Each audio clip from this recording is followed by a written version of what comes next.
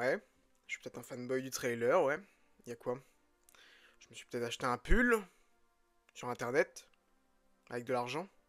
Bon, on va arrêter de parler de ce pull. En plus, c'est même pas de lui qu'on va parler dans cette vidéo. On va parler de son pote, de Gotham City, Batman. Oh les amis, c'est aujourd'hui un jour de deuil, mais en quelque sorte peut-être aussi un jour de renaissance. Avec les fêtes de Noël, en plus, ça colle bien. Pour les plus christiques d'entre vous. Alors. Bon. On va tout de suite enlever le pansement, je pense que vous l'avez vu. The Batman Partie 2 est une nouvelle fois reporté, pas de quelques mois, mais bel et bien d'une année complète. Il sortira en octobre 2027. Visiblement, il y a un délire avec octobre. Ils veulent vraiment le mettre en octobre, on ne sait pas pourquoi. Peut-être parce que c'est la saison d'Halloween et donc Batman, je ne sais pas. Mais, en tout cas, il est reporté à octobre 2027. Et il y a plein de choses très intéressantes. Et je vais répondre tout de suite à la question. Oui. Je pense que Robert Pattinson, Bob, Rob, appelez-le comme vous voulez, par la dénomination qui vous chante, sera le Batman du DCU de James Gunn. J'en ai l'intime conviction et je vais vous apporter des éléments à charge dans cette vidéo. Mais avant tout, je vous invite bien évidemment à vous abonner à cette chaîne si ça n'est pas encore fait, à bien évidemment laisser un pouce et activer la cloche pour ne manquer aucune des prochaines sorties à venir. Ce serait dommage de manquer le moment où James Gunn annoncera officiellement que Robert Pattinson rejoint l'univers d'ici en tant que Batman. Et je vous laisse me dire dans les commentaires si vous avez aimé la version de Robert Pattinson ou non. Allez-y, laissez libre cours à votre imagination et défoncez-moi cet espace commentaire. Comme je vous l'ai dit, c'est désormais officiel. The Batman Partie 2 est bel et bien décalé à octobre 2027. Et j'ai fait une erreur là, je viens de m'en rendre compte puisque je l'ai appelé Partie 2. Non, ce n'est pas la Partie 2. C'était initialement le titre, mais apparemment le titre aurait changé, ou du moins pourrait changer, il y a de grandes chances qu'il change. Et rien que ça, c'est un élément très intéressant. Si le titre change, c'est parce qu'à mon avis, dans ce deuxième film The Batman, Robert Pattinson va bel et bien intégrer le DCU. Je pense même qu'il l'intégrera à vrai dire déjà avant, où je pense que ce qui fera la transition, ça va être le film Clayface, où dans le film Clayface, on aura le Batman de Robert Pattinson qui apparaîtra, et il sera un peu différent, légèrement différent. Je pense qu'on va garder l'essentiel du Batman de Robert Pattinson, mais on va l'améliorer. Ça va être un upgrade. Disons que cette fois-ci, la carte de Batman qui était en année 2 dans le film The Batman va totalement fonctionner. Et on va avoir cette vraie transition, je pense, vers un Batman plus fantastique, tout en gardant les codes qu'a Robert Pattinson. À savoir, je pense que le costume va légèrement changer, mais on restera sur quelque chose d'à peu près similaire, mais peut-être de plus massif. Lui va devoir vraiment se buter à la salle, et il va y avoir d'autres modifications, mais on va en parler juste après. Maintenant, du coup, si le titre change, c'est parce que, comme dit, je pense qu'il y aura un bond dans le temps. On peut pas dire que ça se passera juste après les événements de The Penguin. Je pense qu'il y aura un véritable bond dans le temps. Et rien n'empêche un bond dans le temps actuellement. Et quand je dis bond dans le temps, oui, je pense qu'il aura déjà Robin et pas le premier Robin. Parce que ce serait dommage de se griller la cartouche justement Dick Grayson en Nightwing. Donc je pense qu'il aura soit Jason Todd, soit Tim Drake. Et que Jason Todd sera mort. Ouais, je sais, on va super loin et c'est ouf de se dire qu'on se dit ça avec le Batman de Robert Pattinson. Mais franchement, si maintenant on analyse un tout petit peu, c'est ce qui est en train d'arriver sous nos yeux. C'est ce qui est en train d'arriver. Robert Pattinson, je le sens vraiment fort, et peut-être que je me trompe complètement. Mais je le sens, il va être le Batman du DCU. Apparemment, selon Jeff Snyder, c'est vrai que ces derniers temps il s'est un peu gouré, mais, je vais encore revenir dessus après, a déclaré que selon lui, Robert Pattinson voudrait de son plein gré rejoindre le DCU. Lui voudrait rejoindre le DCU. Être dans cet univers avec toutes les conséquences que cela implique. Parce que là, je vois passer partout des Robert Pattinson en mode dieu et tout, en sachant que si maintenant il intègre le DCU, il aura déjà eu un film sur sa jeunesse, et là, il aura, au moment de la sortie, à peu près dans la quarantaine. Début de quarantaine, je crois 40 ou 41 ans. Plus 40 ans, il me semble 40 ans. C'est pas trop déconnant. David Corenswet, il aura dans les 30, il aura entre 30 et 35. Donc non, c'est pas, ça me paraît pas si déconnant étant donné qu'il aura déjà un film à ce moment-là. Donc, allez-y, faites-le. Autre élément à charge. Matt Reeves, qui est producteur de plusieurs éléments, notamment Clayface et Dynamic Duo. Alors, est-ce que Dynamic Duo pourrait venir s'implanter dans le DCU? Ça n'a pas encore été confirmé, mais ça n'a pas été non plus infirmé. Je sais pas si infirmé c'est le bon mot pour la négation. Bref, si ça a déjà été infirmé ou pas. Mais en tout cas, il est producteur également sur Clayface. Clayface, on en a longtemps parlé comme étant un projet de l'univers The Batman. Il y a clairement quelque chose qui est en train de se tramer. Déjà, ça fait un moment que moi je vous en parle. J'avais quand même quelques petites réticences, etc. Parce que certaines conversations de James Gunn laissaient vraiment à désirer. Et peut-être qu'il va débunker ça très rapidement. Mais là, il voit que tout le monde en parle et il ne dit rien. Alors que la question lui a été beaucoup posée. Pour beaucoup, c'est un problème d'avoir 2 Batman au cinéma. Moi, j'estimais que c'était pas le cas, mais je pense qu'en fait, le problème c'est que Warner Bros actuellement n'est pas assez puissant et n'est pas assez fort pour gérer 2 licences Batman au cinéma. Si ça avait été un autre studio, comme Marvel par exemple, ou je sais pas, là je vous aurais dit, ouais en fait, finalement c'est possible.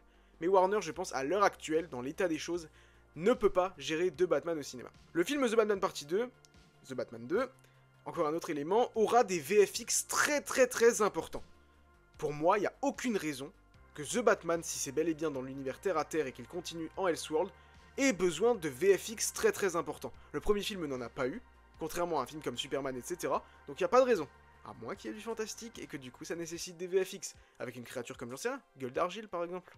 Le fait que le scénario prenne autant de temps, alors apparemment Matt Reeves aurait peut-être quelques problèmes personnels, mais ça à mon avis c'est vraiment de la supposition de certains scoopers, donc il faut pas prendre ça non plus au sérieux pour le moment. Et si c'est le cas, évidemment on espère que ça ira très bien pour lui, et pour sa famille et ses proches. Et ça pour l'instant il faut pas non plus le prendre trop à cœur, faut pas non plus s'attarder là-dessus, et attendre de voir si c'est vraiment confirmé ou non.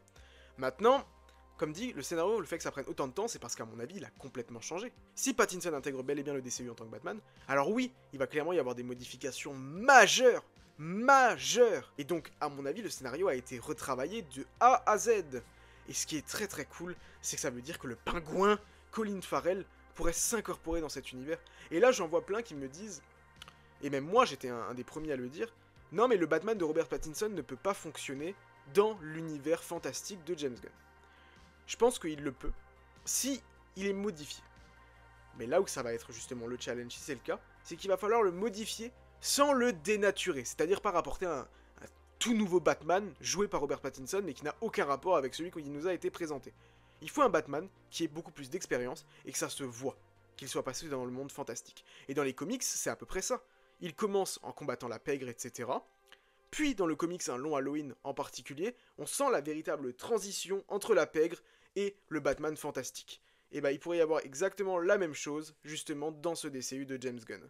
Et Oswald Cobblepot, d'une certaine manière, je trouve que c'est l'exemple parfait. Bon, c'est Oscob, mais il pourrait très bien revenir à Cobblepot et dire ouais, mon nom complet c'est Cobblepot, ou un truc comme ça, et dire que c'est dit Cobb c'est un diminutif, ce serait pas du tout déconnant. C'est exactement ça. Il commence en étant un petit gars de la pègre, et à la fin, je trouve qu'on a le pingouin fantastique. Vraiment, il lui manque que le monocle, et on a vraiment le pingouin fantastique. Donc non, pour moi, clairement, ça pourrait très bien fonctionner. Et maintenant, si Matt Reeves est impliqué, que James Gunn et les deux travaillent ensemble, qu'on apprend, ouais, mais, oui, il était peut-être réticent au tout début, mais les choses ont changé entre-temps, et il a accepté, ou il a même revu ses positions et tout, et il travaille main dans la main, ça peut clairement le faire. Maintenant, évidemment, ce qui vient rajouter beaucoup de crédibilité à ça, c'est le film initialement qui était prévu, Batman the Brave and the Bold. Le film Batman du DCU. Ce film-là est au point mort. Il n'avance pas. Andy Muschietti l'a même déclaré. Le film a été repoussé. On repousse Batman, The Brave and the Bold, alors que c'est un personnage extrêmement important, qu'il faut l'incorporer assez rapidement. Et là, on le repousse. Il a même déclaré qu'il pourrait faire un autre film avant. Voilà, Brave and the Bold est au point mort. Selon Jeff Snyder, encore une fois, ce film n'arrivera jamais. Lui pense réellement que ce film n'arrivera jamais et que c'est juste un prétexte en attendant d'annoncer officiellement que Pattinson sera le Batman du DCU et que ce projet n'arrivera jamais. Ou qu'il va peut-être muter et se transformer en étant un mix des deux, The Batman 2 et justement The Brave and the Bold. Là où du coup maintenant je rapporte un peu de crédibilité, si jamais il s'avère que Snyder a raison, et que plein de gens ont raison, et que du coup The Batman intègre bel et bien le DCU de James Gunn. Sa rumeur sur la série ou le programme Joker, je suis persuadé que là on va apprendre ah, un programme Joker est désormais en développement dans l'univers DCU, mais lié au Batman de Robert Pattinson. Là, ce sera plus du tout déconnant. Et à ce moment-là, Jeff Snyder retrouvera ses lettres de noblesse, parce que comme dit avec moi, j'avais beaucoup confiance en toi, Jeff, et avec ça a disparu malheureusement. Pas complètement, évidemment, c'est quelqu'un quand même de très fiable. Donc, à voir. Et maintenant, si vraiment il peut... Mais vous imaginez, il va pas s'en priver dans sa communication pour Superman. Superman dans l'univers The Batman. Rien que ça, avec la communication, ça peut ramener beaucoup de monde. Non, pour moi, je pense que c'est la meilleure des solutions à prendre, la solution la plus juste, et la solution peut-être la plus raisonnée, pour moi c'est soit ça, soit ils vont complètement annuler l'univers The Batman. Mais je pense pas qu'actuellement ils peuvent avoir deux Batman au cinéma, je revois mes positions, comme quoi voilà, mon avis change, etc. J'ai écouté certains arguments et tout, et c'est vrai que je pense pas que la licence DC soit actuellement assez forte pour avoir 2 Batman en même temps au cinéma, et on le voit bien, la preuve, The Brave and the Bold et The Batman, les deux repoussés. Comme dit, il se passe quelque chose en coulisses. Maintenant, il va falloir attendre des officialisations de James Gunn, et il y en a cruellement besoin. Mais en tout cas, moi, si maintenant on nous annonce, j'avoue que je serais content. Parce que Pattinson n'est pas parfait encore. Mais comme dit, si maintenant c'est un jeune Batman dans son premier film et qu'il y a une vraie évolution, moi, Pattinson pourrait devenir mon Batman préféré. Je le dis honnêtement, je trouve que c'est un très bon acteur. Je trouve qu'il a beaucoup à offrir encore, je pense, au personnage, que ce soit Bruce Wayne ou Batman. Le lore qui a été instauré avec cette série de pingouins qui a été grandiose, mais c'était juste génial. Si là maintenant on me dit que Clayface ce sera dans la même veine, mais là je vais revoir complètement mes positions, et qu'en plus de ça on pourrait revoir Batman dedans, en attendant justement, en ayant un petit, je sais pas, un petit amuse-gueule de voir ce Pattinson version fantastique avec possiblement un Robin qui apparaîtrait, et trucs, juste avant son film l'année d'après, mais je serais comme un dingue. Je serais comme un dingue, et au moins une bonne fois pour toutes, ça mettrait les choses au clair, tout se passerait dans un même univers, et comme ça les choses seront claires et fixées. Je sais pas ce que vous pensez de tout ça, dites-le moi dans les commentaires, et on se retrouve très bientôt à Gotham City.